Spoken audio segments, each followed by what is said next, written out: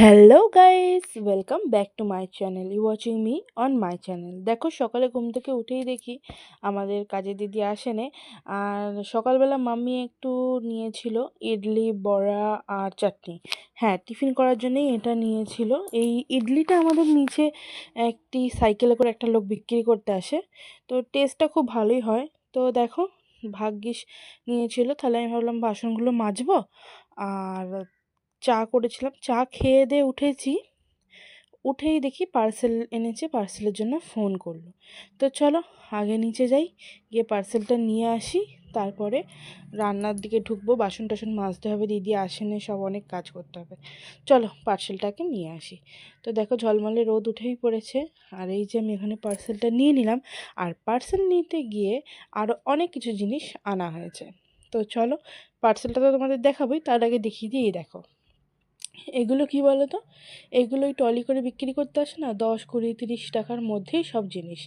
আমি সেই জিনিসগুলোই, এতগুলো জিনিস নিয়েছি, সেই জিনিসগুলোই তোমাদের সাথে শেয়ার করছি। এই দেখো, ডাব্বাগুলো দেখতে পাচ্ছ, ডাব্বা, এগুলো সব ডাব্বা। এই ডাব্বাগুলো না ভীষণ লাগে। এটা হচ্ছে সাবানের কেটস, তারপরে এটা হচ্ছে আলু ছোলা, আর অনেক কিছু। দেখো, অনেক কিছু হাবি যাবি অনেক কিছু নিয়েছি। এ দেখো, টিফিন বক্স, অনেকগুলো টিফিন বক্স নিয়েছি। এটা হচ্ছে আটা চালনি, মানে আটা বা ময়দা ছেলে খাওয়া যায়, ওটা দুটো কালার নিয়েছি।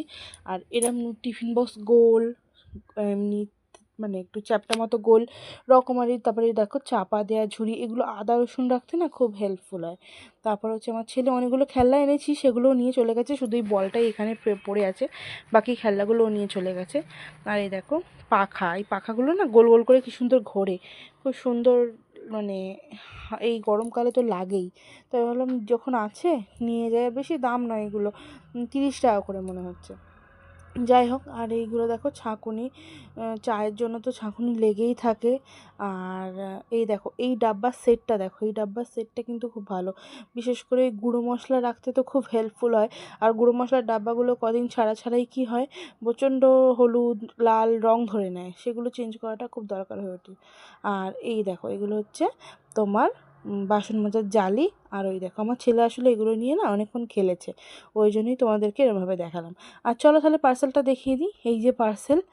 আর সকালবেলা আমার অবস্থাটা খুব খারাপ হয়ে আছে, তাও ভাবলাম এবার থেকে ডেইলি তোমাদের সাথে ব্লগিং শেয়ার করব, তাই জন্য দেখাতে কোনো দ্বিধাবোধ করলাম না। তো চলো, এইটা কিন্তু প্রাইসটা তোমাদেরকে আমি বলবো। দেখো জিনিসটা কত সুন্দর এসেছে, বেশি প্রাইস নয়। আর আমি অবাক হয়ে যাচ্ছি যে দুটো কি জিনিস দিয়েছে, কিন্তু ওরা দিয়েছে দেখো, এ দেখো ছোটো ছোটো এগুলোকেই